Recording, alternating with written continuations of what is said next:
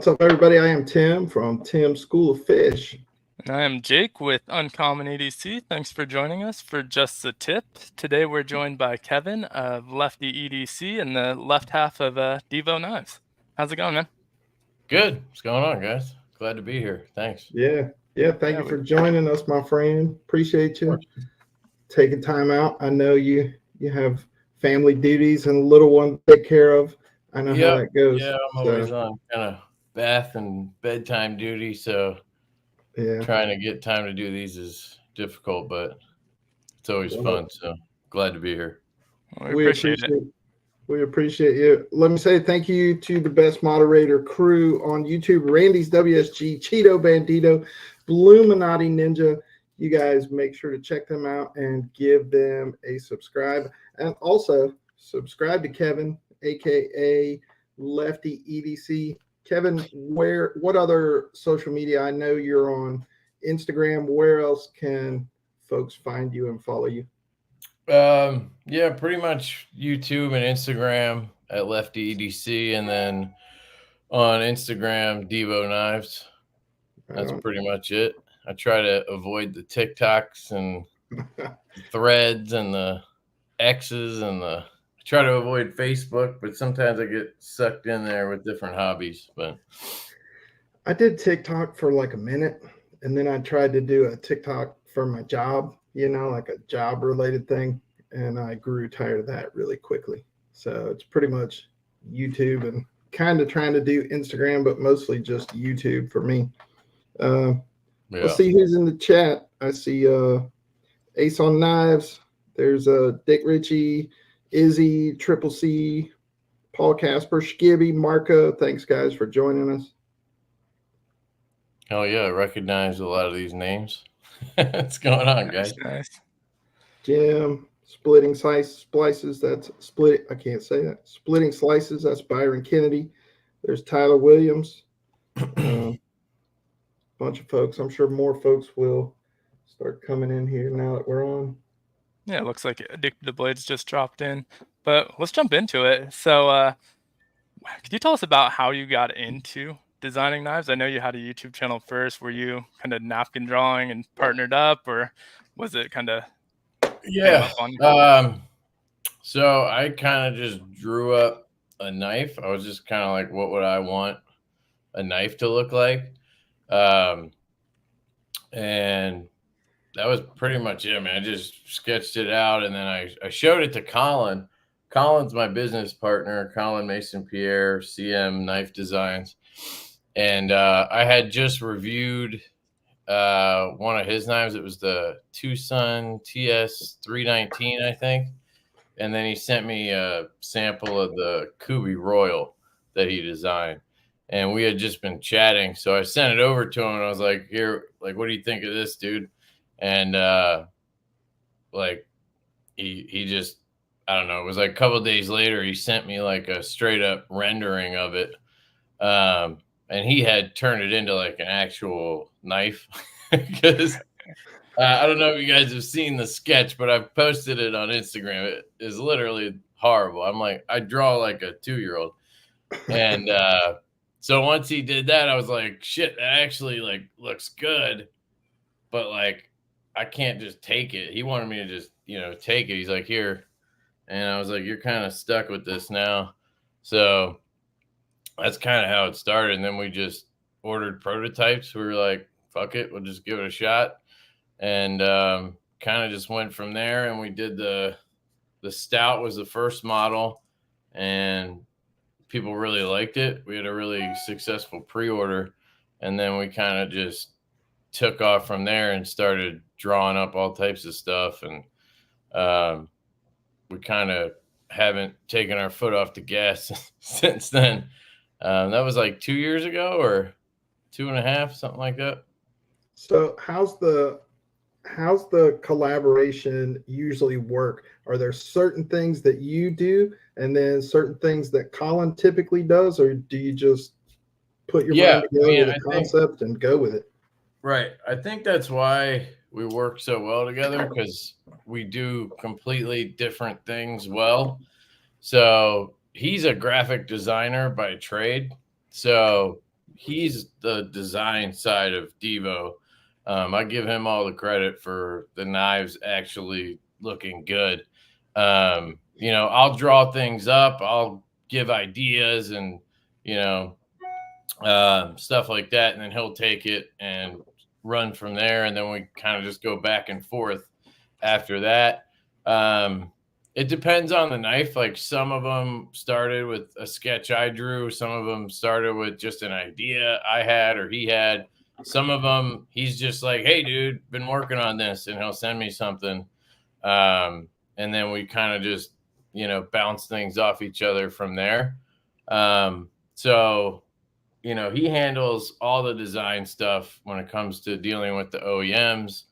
And I handle all the, you know, like marketing, you know, hyping stuff up, and small detail stuff, customer service stuff. I kind of do most of the communication with OEMs once the, you know, design stuff is kind of tweaked out. So, yeah, it just kind of works out because we do different things and we don't kind of step on each other's toes at all, just naturally. So it works out. Do you guys live close to each other, or are you in different states? I live outside of Philly. He lives in Atlanta. Oh, no shit. Yeah. Which is nice around Blade Show because we can just kind of ship everything to his house. We don't have to worry about lugging these giant cases around like the other shows. For Ace sure. on knives. So he's asking how much a prototype part costs. So it depends on the OEM. Like if you guys want to know specifics, I can tell you. But for the stout, for the first knife we did, I think I still have. Yeah, I still have like one of the first prototypes from QSP, and I think we paid $1,200 for 4 of them. And it really depends on the OEM. So like Kubi, basically you pay $250 per prototype. You have to get 2, I think. We usually order like, you know, 6 or 8 or whatever now. But Kubi's $250 per, and they always do them in D2. So it depends. Like QSP and most of the other OEMs will use the steel that you're going to use in production. But Kubi kind of just does D2 and it makes it cheaper, so we don't really care. But like Best Tech is pretty pricey. They can be like $2,500 depending on, you know, finishes, how many you want. But it's always somewhere between like 500 and I don't know, 1,500, which if you think about it, it's not bad at all to do that. Yeah. Right. Is there like a minimum order that you have to place, like a minimum number of pieces with this? Yep. So that's going to depend. That's going to depend on the OEM too. But for the most part, it's 300 on a premium knife, which basically means you have titanium involved or you have something higher than like 154. You know what I mean? Like S35, right. M390, 20CV, S90, whatever. Once you kind of break those thresholds, it's 300. Below that, it's 600 usually. So if you're doing like a budget knife, you know, but again, it really depends. Like when we did the Pony Stout with QSP, those were 14C and G10 or micarta. We had to order 800, I think. Yeah. So they're just trying to hit like a minimum order number. Right. Yeah. They don't want you to order like $10,000 worth of shit. It's not worth it for them. So they want to make sure you're spending at least, you know, 20, 30 grand or whatever. Yeah. Yeah. Yeah, that makes sense. When you first designed the stout, did you have plans to do other knife designs, or you're like, I have this one idea in my head, want to get that out there, and then the other one's just developed? Yeah, I didn't even have a plan. I mean, really the way it started was my buddy Jake Bearded Gear he started Luft Concepts. Right. And he started, I think it was the Avant that he did first. And that one, you know, I saw him do that and I just was like, fuck it, I'll give it a shot. And that was why I just drew something. That was the only reason I drew something, was like, I want to see if I can draw something. And then it kind of just happened. And then, yeah, once we got the stout rolling, I think we both were like, this is fun, you know, getting to design stuff and go back and forth and collaborate and talk to OEMs and figure stuff out. And, you know, and then it just is like, can we sell them? I don't know. And we kind of just were hoping we could, and it worked out. So we just kept rolling. And then from there, we kind of just, you know, you always have another idea, and you either bottle it up or save it in a book, or you just go for it. So we just started going for it. Like, why not have a bunch of prototypes? You can always skip one or scrap one, or, you know, usually you just end up ordering them all, which is, I guess, you know, but so far it's worked out. So, nice. So when you first start thinking of a design or a design concept in your mind, do you usually think about aesthetics first or function first, or is it some combination of the two? Yeah, I mean, it really depends. I kind of just think about, it's just like an idea is kind of how it works for me. And Colin would have to answer that on his own for the stuff that he, you know, comes up with on his own. But like the stout, my idea was, I was, back when I drew that, I was cutting a ton of shipping labels. So like, I ship a lot of stuff for the channel, giveaways and loaner knives, and just get, you know, pass around stuff, whatever.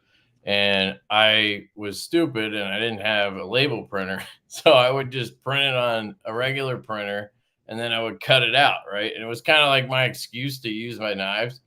Cause, you know, I work in an office or whatever. Like, I don't really need to, you know, cut cardboard all day or whatever, like some people. So that was kind of my excuse. And so with the stout, I just was like, I want the perfect knife to cut shipping labels, basically. And then, you know, I love a finger choil, and you kind of just add features. I like an opening hole. I like one shaped a certain way that works, you know, and you kind of just add stuff from there. But, you know, once we got the first one out of the way, which was like, you know, because that's the hard part, is like, what are you gonna do? You have so many ideas if you're trying to think of one knife. But if you have like the ability to have 10 knives made, then you can start picking little things out that you want to do. So like, we have the nip, which is like a really small knife that we wanted to just be like a super fifth pocket utility knife, basically. Almost like a razor blade, but without actually being a utility knife, you know? Right. So kind of just get an idea and then go from there. And honestly, most of the time, it's just me having some idea, and then I pitch it to Colin, and then he's like, okay, I kind of get what you're saying. And then he'll throw something together. And then from there, we just kind of change things until it's exactly the way we want it. Right. Have there been those designs where you draw them up and he can't figure out how to make it work, and they just kind of get put on the back burner? Yeah, we have one that's been bugging the out of us for like a year now. We've been wanting to do a backlock, and I don't know, we just haven't been able to get it the way we want. We've tried like 3 or 4 blade shapes and different handle designs, and you know, sometimes everybody knows there's always the looks like this people who are like, this knife looks just like this guy's knife. Right. And I can tell you, nobody ever designs a knife thinking that it looks like another knife or trying to make it look like another knife. And honestly, it's like the worst thing when you're like, fuck. Because that backlock, we kind of drew it up, and I think it was like the 3rd iteration. We finally were like, this looks good. And then we were like, damn, that looks a lot like a Sharp by Design handle or whatever. And we were just like, all right, scrap it. We got to start over again. And, you know, it's just, but yeah, we've had that one. Other than that, we've pretty much been able to figure everything out. I think it helps having two people because you can really, you know, you can kind of get unstuck, where with one person, once you're stuck, you're kind of like, shit, you got to just, you know, wait for, you know, the dam to break. Right. Tough too, because it's hard to, I would think, create a knife that's completely unique. I mean, it's kind of all been done to some extent. I mean, if you're trying to be completely unique, then you're making fantasy knives. You know what I mean? Or you're a genius, man. I mean, there's guys doing it. Like, I've never claimed to be that smart. You know, you got guys like Winter Blade Co. Yeah. You know, he's amazing. Like, his stuff is unique and completely original, you know, in a world where, that's not very common anymore. Yeah, for sure. So, but it's, few and far between. I think everything's going to have some feature or something that looks like something. And I also think that everybody's different. Like, there's a lot of times where I'm like, this looks just like X. And then I talk to somebody else and I'm like, no, dude, you're crazy. Like, it looks like this. It's like, okay, well, you know. He's asking about inventory. I don't know. We probably have like 50 knives, something like that. We have the premium ponies, Growler V2s. I have Mash 2.5s. I think I have a couple Lushes. I don't know. I might have some others. I can't. Is the Lush joint? No, the Lush is this one. Okay. It's a traditionalpocketknives.com exclusive. Yeah, and I like that. It's actually based off of a slip joint. Yeah. So it's kind of got that traditional knife feel to it. You know what I mean? Yeah. This was one that I drew up. Actually, I was inspired by the tactile bear. You guys know that? Right.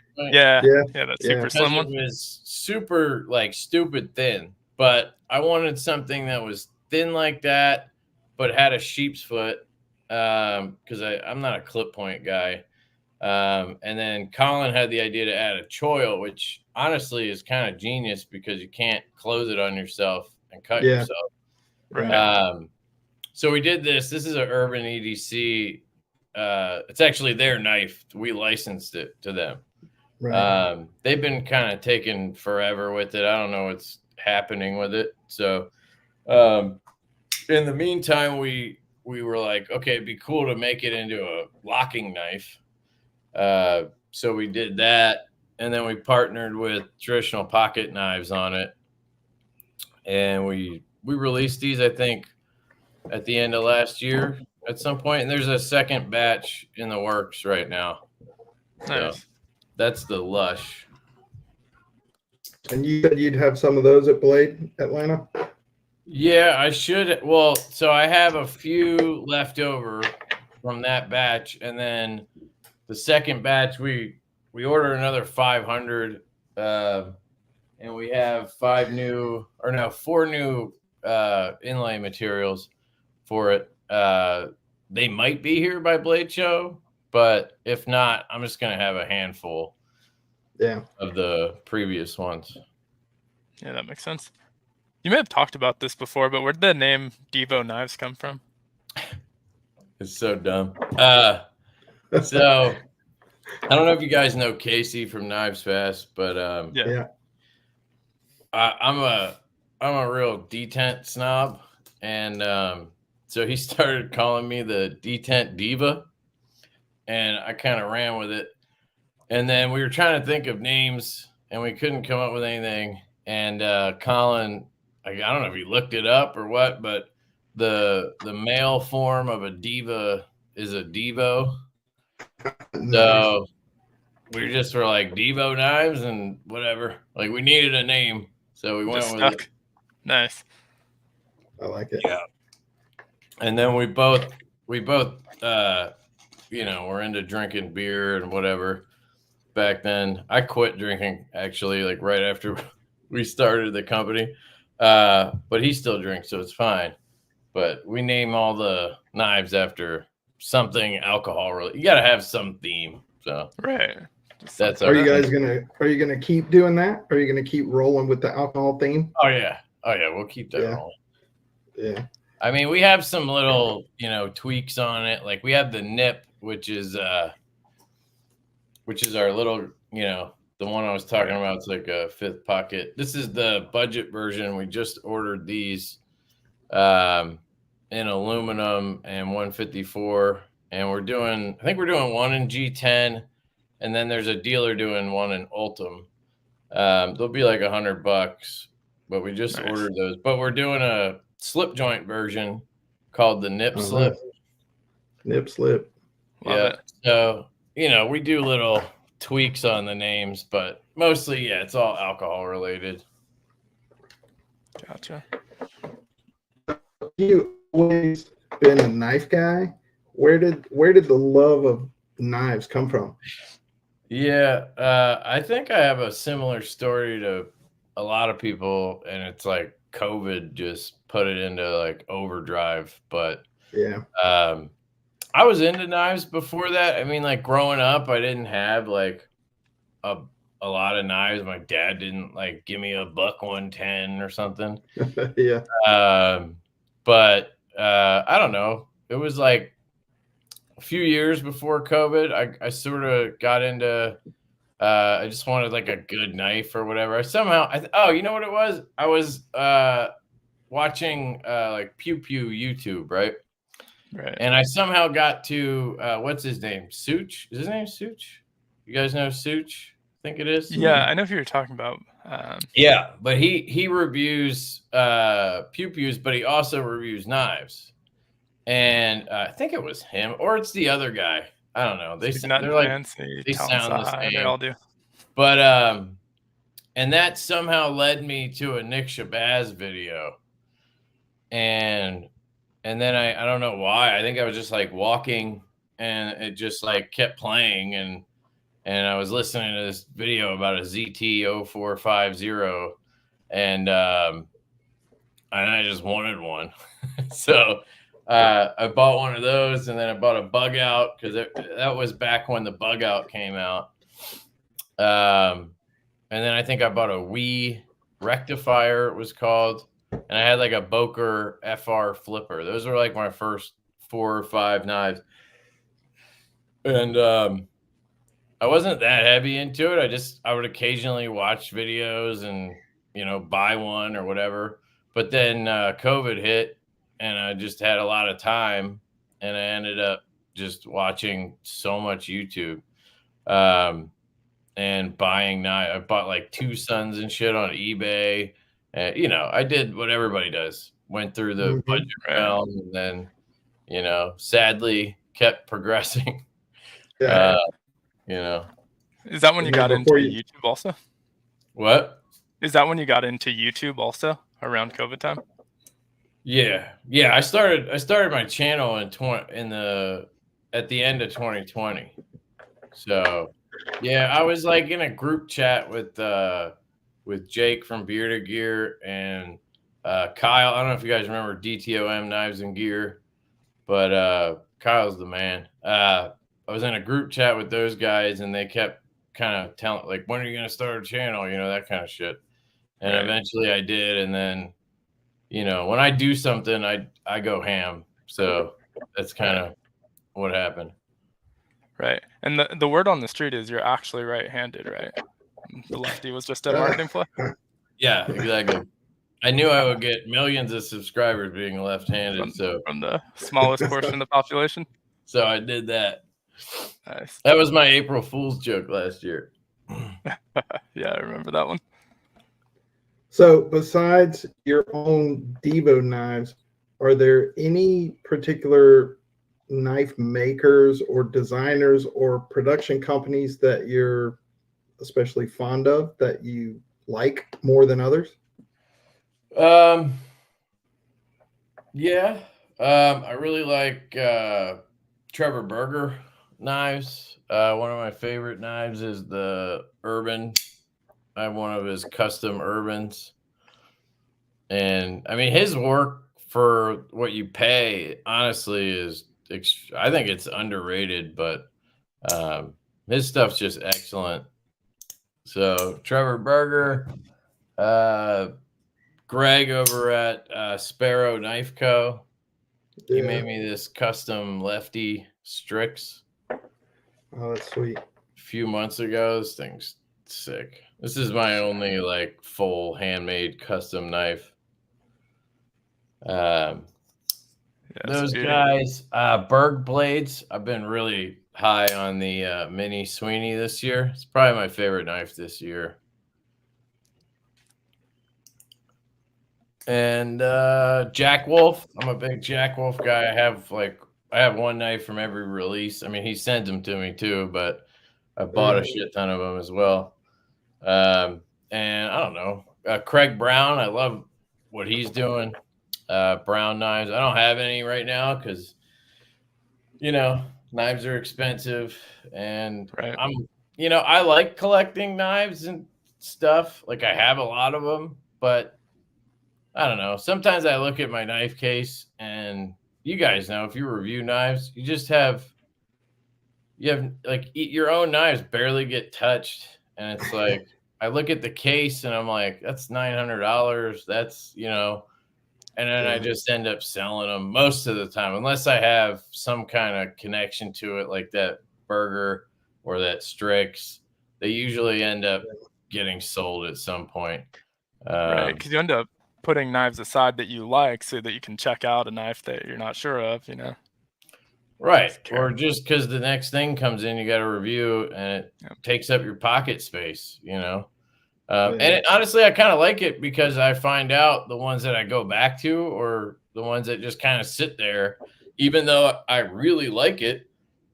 Maybe I reviewed it highly, or like it's a great knife. There's nothing wrong with it. It just doesn't make it in the pocket, so it's gone. Yeah, exactly. Circle of knife. That's it. So, do you have a preference? Folders or slip joints? I know you like both. I like both, but if you had to choose one, what would it be? Yeah, I mean, if you made me choose, I would choose folders. Yeah. Are just you into probably the fidget factor, I guess. I can fidget with a slip joint all day. I think that's one thing that's like a misnomer. People think they're not fidgety. They're just two-hand fidgety.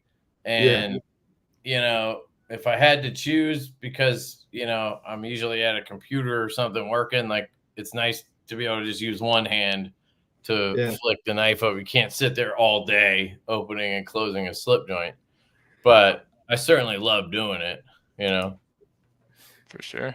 Are you into the traditional slip joints as well, or mostly just modern?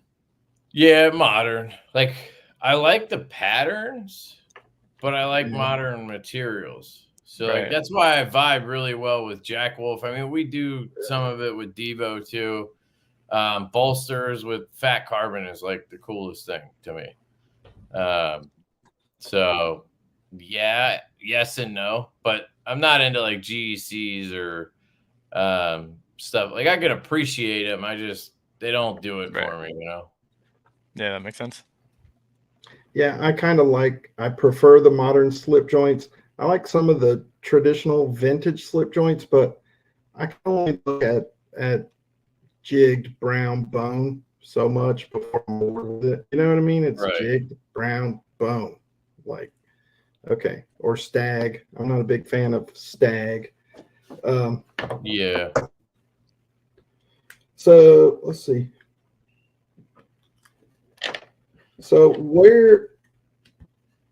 I know that you guys, it kind of started as just sort of whatever. Where do you guys hope to see DIVO knives in 5 years? Do you want to just keep doing what you're doing, or get to a point where you maybe always have 2 or 3 different models out there available at all times?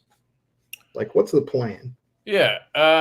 So we've kind of from the beginning had like a 5-year plan. that we want to just kind of slowly build it up, keep investing most of the money just right back in. Like we've taken the last year or so, we started taking a little bit of money out just to make it worth it for us to keep doing it.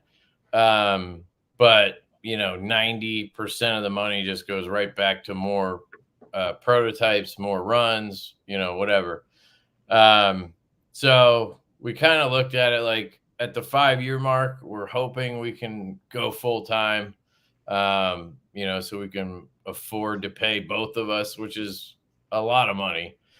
So yeah, I mean, at that point we need to have a good amount of knives out there and available. Like right now, it's been tricky because we have a lot of models. We like coming out with a lot of models because I don't know. I guess I have a squirrel brain, but like, I'm kind of always going to the next thing.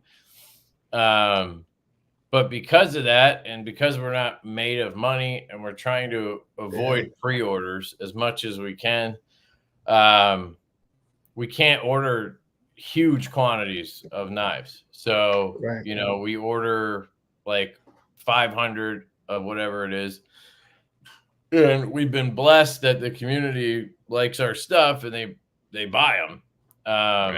So we haven't had a lot of stuff like just readily available, which I think is good and bad. Like it's good because it means people like it and that tells people that they should like it.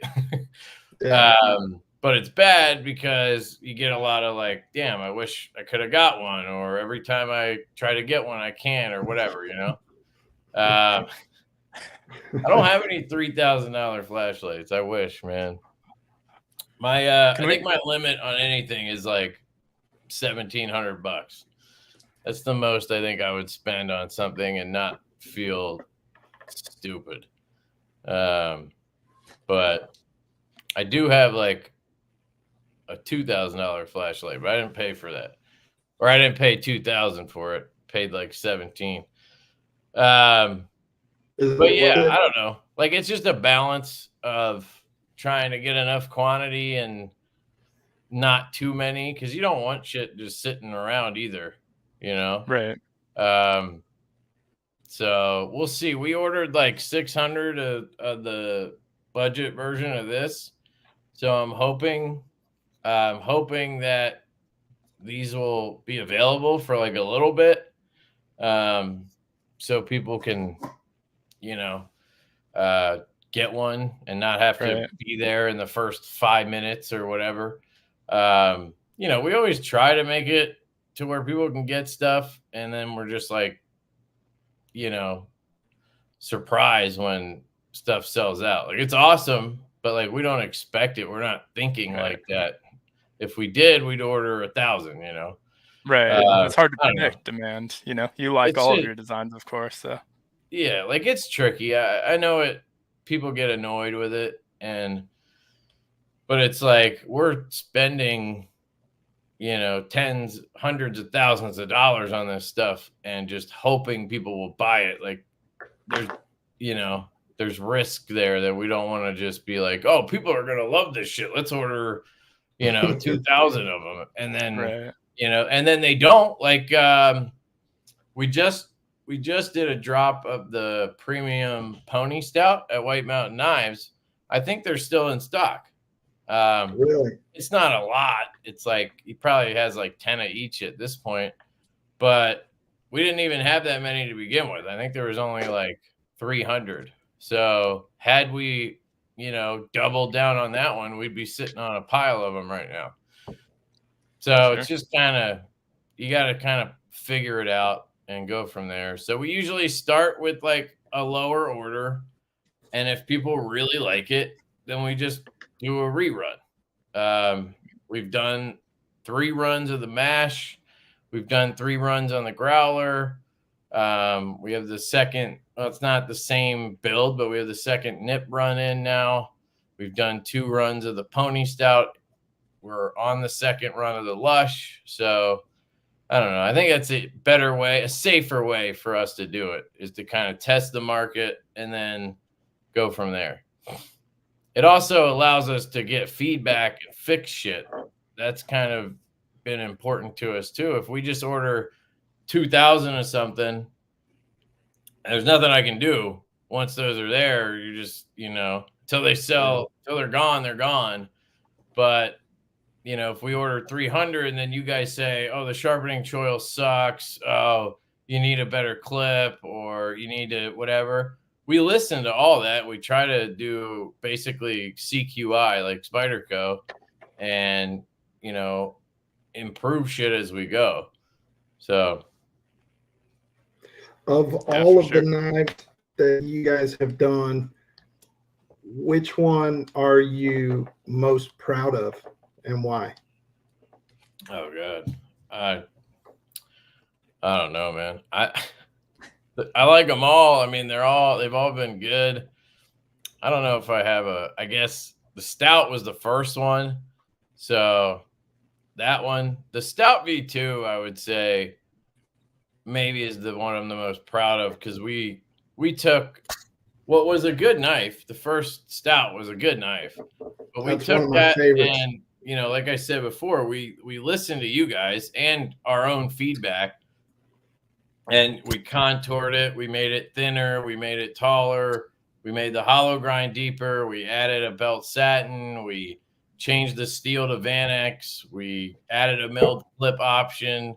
We I don't even know what else we did. We added milling internally. We literally overhauled that knife completely for the V2, and I think it came out sick. We actually have we have another run of those coming. Traditional Pocket Knives picked it up as an exclusive, and he's doing 80s camo carbon. He's doing a watermelon camo carbon. It's some new camo carbon. Looks cool. Okay. And then like a blacked out one with dark matter glow fat carbon. Nice. So the V2 is coming back, I guess later this year at some point. Should be pretty sick. Nice. Do you usually seek out those exclusives? I know you've done a couple with traditional pocket knives, with White Mountain knives. Is that something you're like, okay, I want this specific version for them, or are they coming to you? So now it goes both ways. When we started, I had the idea to do the exclusives to help us get more knives out there. So with, my goal when we started, or our goal when we started, was just to get the name out there, get the brand out there, and try to get some models into the wild, right? We weren't overly concerned about how much money we were making off of them or anything like that. We just wanted to get the brand out, get knives out. We had a lot of design ideas, get those out. And we obviously didn't have a lot of money. So I had the idea to go to White Mountain Knives and basically just be like, hey, I know Justin from reviewing. So I just was like, dude, would you want to like split a knife with us, and then it'll be your exclusive. We'll just split everything right down the middle. So usually when a company goes to a dealer, or a dealer goes to a company, the dealer gets 30%, right? The company will order the knives and then QC them and everything, and then just give the knives to the dealer. Dealer sells them and gets his 30%, right? Right. So my theory on it was, we'll just split it. We'll pay half, you pay half, you get half the profit, we get half the profit. We do the design and deal with the OEM. We'll help with marketing to get them sold, but you're QC checking all of them, you're shipping and packing all of them. So it took a lot of logistics off our plate, because we both have full-time jobs. So, QC checking 600 knives or 800 knives, it's a real pain in the ass. But it has to be done, right? So that's kind of how I just came up with the idea to be like, what if we split it and then they do all the logistics? I think it's a fair deal for both sides. Especially if the dealer knows they're probably going to sell enough of them to make it worth it, Right. So it helped us in a couple ways, right? Like we didn't have to deal with those logistics, and then we didn't have to put up 100% of the funds for the knife ahead of time and then just sell to the dealer. So we started doing that, and then I started talking to other dealers about it, and we did the same thing with Blue Creek with the mash until he went under, and then we took that one back, and then we worked with Austin at Traditional Pocket Knives on the Lush. We've done a couple other ones with Justin at White Mountain, and then we've done some just regular exclusives. So if it's like a model exclusive where the dealer is the only one who has that knife, like it's basically their design, right? Those are the ones where we're splitting them. But the ones where they just have like a certain colorway or something, those are just normal exclusives where they're getting 30% or whatever. And we're doing a lot more of those now. Like we just put in orders for the budget nip, the tall boy that we're doing, and the fireball that we're doing with Stasa. And a couple of those have exclusive, like there's 3 dealer exclusives for the tall boy and 3 for the nip. So nice. Have you thought about obviously going back to the flashlights here, doing some sort of flashlight with like CWF? I know they just did the tactile turn, you use his sensor, but you designed the body.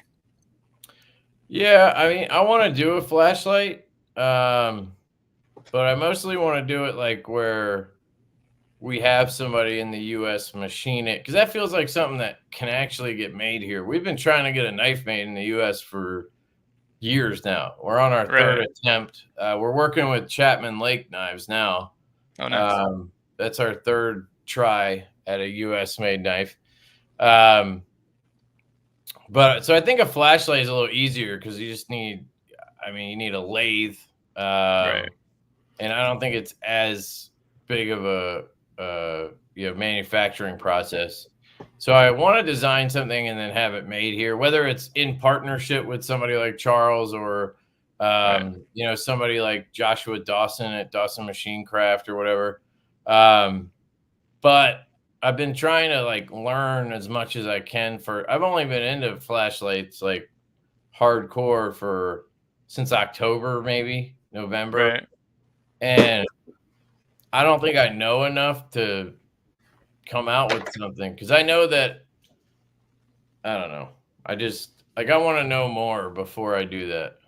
I'm still kind of figuring out like all my preferences and all that kind of stuff. Like knives, I spent a couple years like handling thousands of them before I ever, got into designing them and having them made and shit, where like I know what I'm talking about. When I talk to the OEM or whatever, I know exactly what I'm saying and what they're saying, and like the intricacies of a knife build.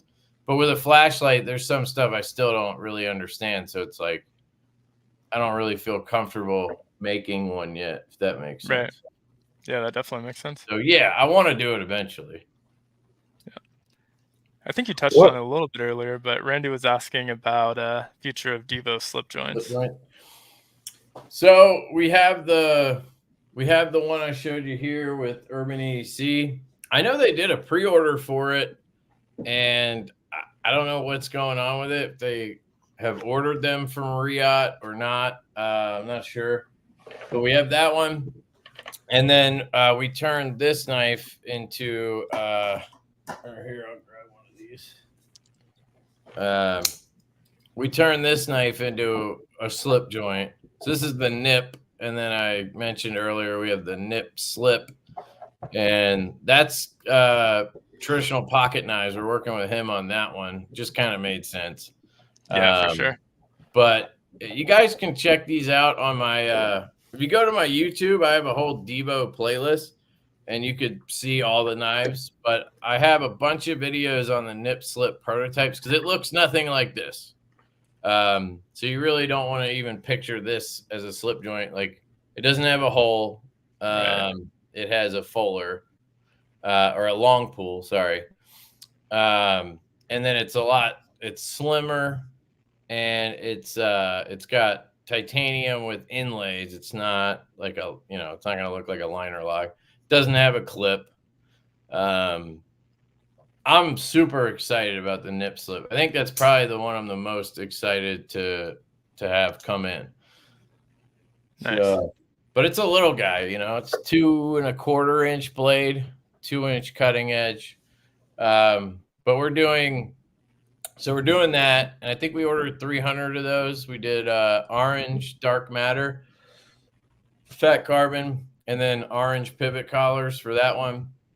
And then we did purple haze fat carbon with purple collars. And then we did a blacked out one with glow dark matter. And we're having 3 different custom leather makers each make 25 slips for a certain version. So Troy at Northwoods Leatherworks, he made a slip specifically for the orange version. And then Duty's Daggers is making one for the purple version. And then Sage Grouse Leather is making one for the blacked out version. Oh, that's cool. So it should be pretty cool. When those drop, you'll be able to buy the knife and then hopefully a slip. We did 25 of each because I don't think everybody's going to buy a slip. They're going to cost $40 or $50 or whatever. Right. Plus, these guys can't make, just whatever you want. They're making them by hand.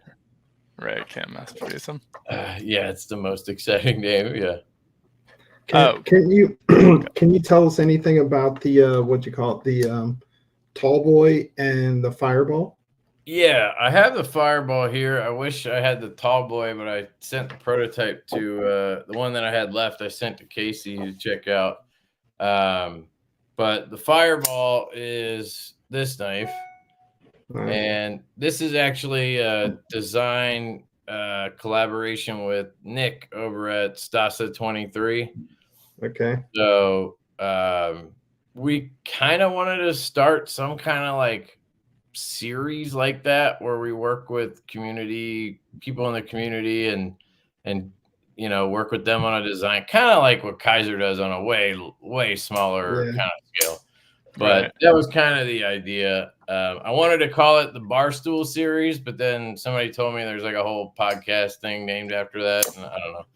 So, but yeah, this is Stas's design, and then Colin took it, and so there's definitely some Colin in here, and I came up with this backspacer design. But these are in production now. We're doing 80s camo carbon. We're doing black pearl camo carbon with a belt satin. And the 80s, I think, has belt satin too. And then we're doing a electric blue with black. We're not actually doing this red. We just couldn't ever get the red to look the way we wanted it to.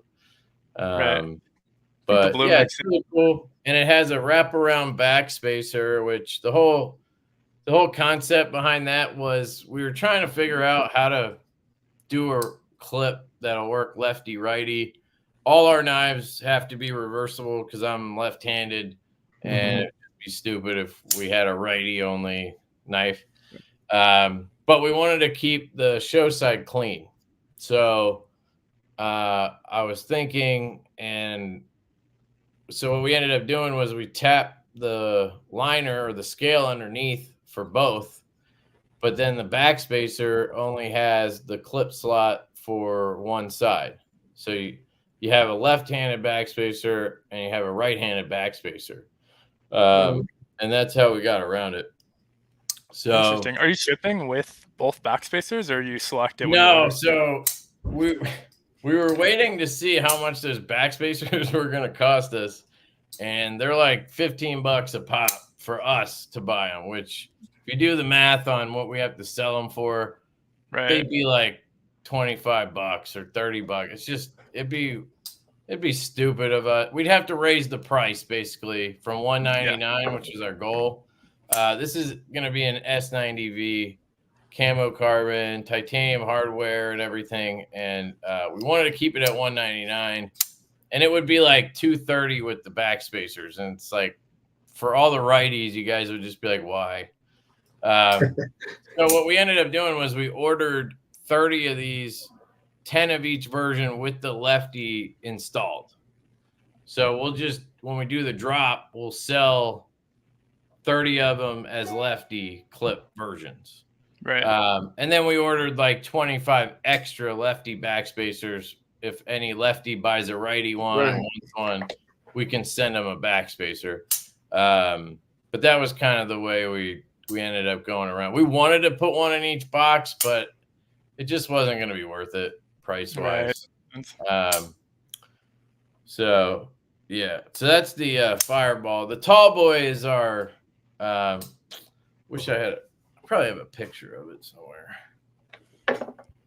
It's our largest knife. So a lot of people have been asking for a larger knife because our full size knives basically are 3.3 inches, 7.5 overall. Right. And a lot of guys like a 3.5 inch blade. So we finally made one. So this one's like 3.6 inches. And it has this cool milling pattern on it. Here's a picture of let's see if I can.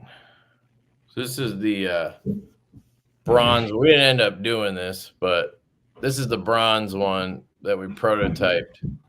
Nice. So we actually shrunk down this lock bar access. There's too much right now, but yeah, that's the idea. You can see the milling pattern. It's a radial pattern that kind of incrementally gets bigger and bigger and bigger as it goes out. And then the cool thing on this one is the lock bar. So Colin had this idea for an exposed liner lock.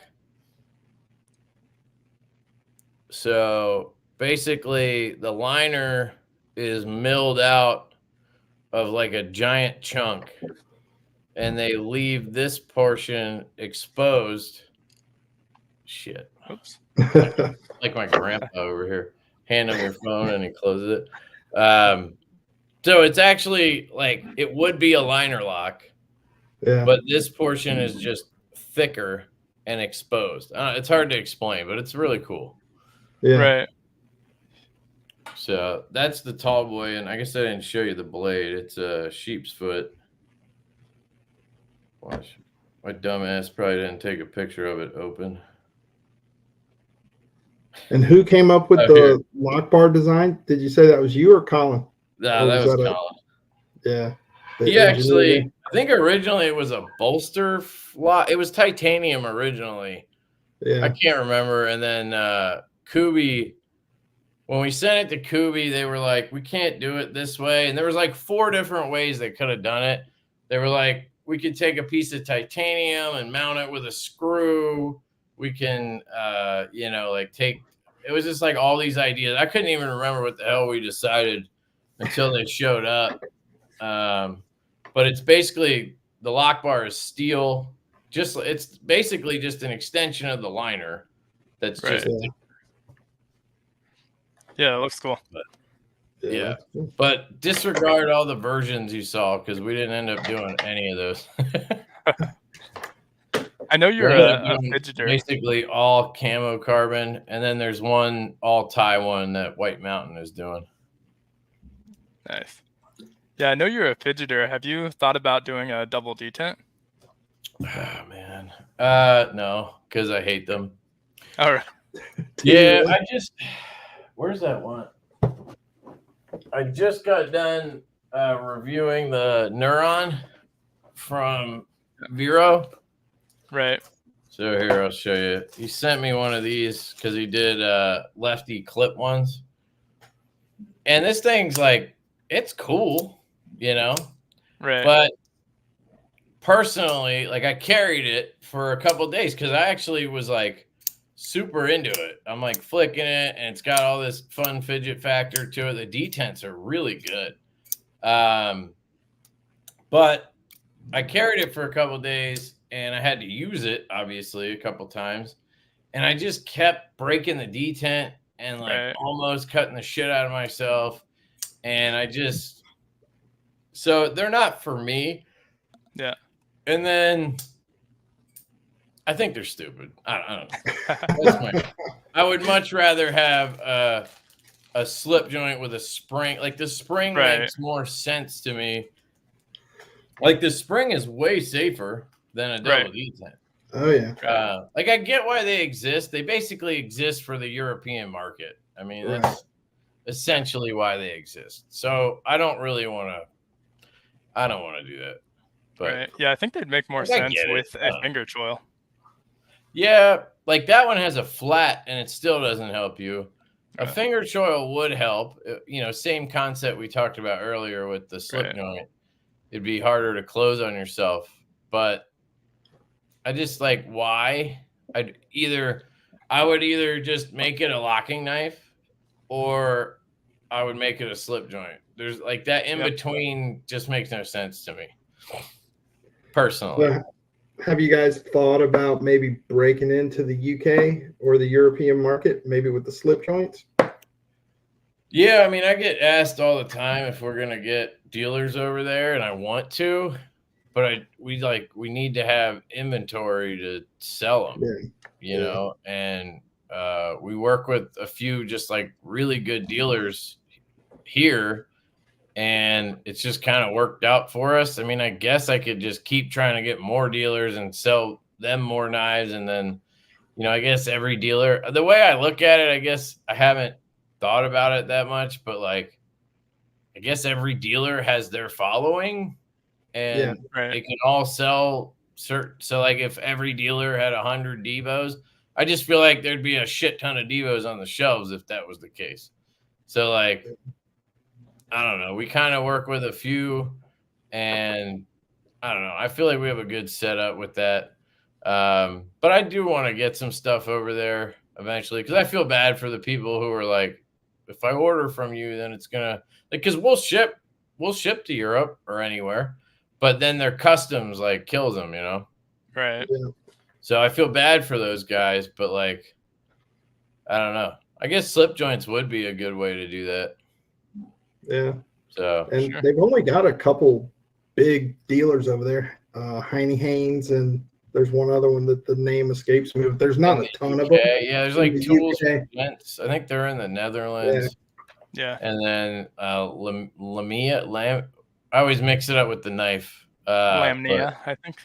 Yeah, whatever that one is. I think they're in Finland. There's a few big ones over there. I'd love to work with the what are they called? The Knife Lounge. Oh yeah, they do Because those they're little actually pouches too. yeah, they're based in Hamburg, which is where I was born. That's where I'm from. So I'd love to work with them and maybe like make my way over there at some point. But Your dad must have been military. Was your dad military? no. No? No, he Oh. worked for Olympus Camera Company. He just ended up over there, and then he met my mom and stayed 7 years, had 2 kids. I was born in Spain because my dad was in the Navy. So Gotcha. when I turned 18, I don't know if you got this from being born in Germany. When I turned 18, the Spanish military, I don't know, army or some shit, sent me a letter and said, you either have to come do 2 years of military service or renounce your Spanish citizenship. And I was like, that's an easy flipping choice right there. You can have your citizenship. I don't want it. I won't Germany be does something like that too, but we always just had an excuse. Oh, really? We just said we were going to school in the U.S. or something, and then they would let it go. Because the difference is my mom's whole family's there, so we can like have an address that looks like we live there, and that made all that stuff easier. Right. Yeah, Randy, I don't know. We haven't thought about that kind of stuff. Like the Fireball that's Nick's design, you know. That's a little different than like channel exclusive. I don't know. I haven't had anybody approach me about that, but I guess I don't know. I mean, I'm up for doing whatever if it works out. So yeah, if it sells, right? Yeah. We're running short on time, so I'm going to jump a little bit to the end of our list here. and ask, what can we expect from DIVO in 2024, or is there anything you want to promote coming up? Not really. I mean, we have a bunch of stuff now in production, so we're just kind of waiting. This is what happens. We go through like, you go through lulls and then you get smacked in the face with like 5 runs at once. Like in January or February, we got hit with 4 different runs at once and then had to like QC and spread them out and drop them. And it was, so right now we're just waiting on the nip slip and the lush batch 2. And then we just put in those other 3 I mentioned. So that's all going to be the end of this year, probably end of summer, early fall. That'll basically probably take us through 24. So, and then we have prototypes we're waiting on, 3 or 4, I don't know, maybe even more. And that'll basically be 25 along with reruns. But, no, I mean, just, I would just say follow us on Instagram. I try to post updates and stuff there. We both work full time, so it's, we're not like always posting and stuff, Right. Instagram's kind of like my second thing after YouTube. And I do a lot of the DIVO stuff on YouTube under my Lefty channel. So, check out that channel. And then sign up for our newsletter, because, we send out emails about drops and stuff like that there. But, and then come by Blade Show. I think we're at table 7 double D. Right by the front door. We had a great spot last year. And I think Casey's next to us this year, Tempest Knives. Oh, nice. So he'll be next to us. So that'll be fun. Yeah, cool. Yeah. Well, man, thanks for joining us. I just want to say before we take off, I have 3 of your knives. I've got the Growler version 2, the Pony Stout, and the Stout version 2. I love them. Hell yeah. Definitely be grabbing one of those lushes and the nip slip as soon as those drop. And, thank you, man. Appreciate that. Yeah, keep doing what you're doing, brother, because you are freaking killing it. And I love your knives and I love what you're doing. And I appreciate you coming on the show. Thank you. I really appreciate that, guys. Yeah, you got it. For sure. Thanks everyone in the chat and to the moderators for sure. Illuminati, Randy, and Cheeto Bandito. Definitely check them out as well. But thanks everyone. Yep. Next week we will be over on Jake's channel. So we will see you guys same time over on Jake's channel. Thanks everybody.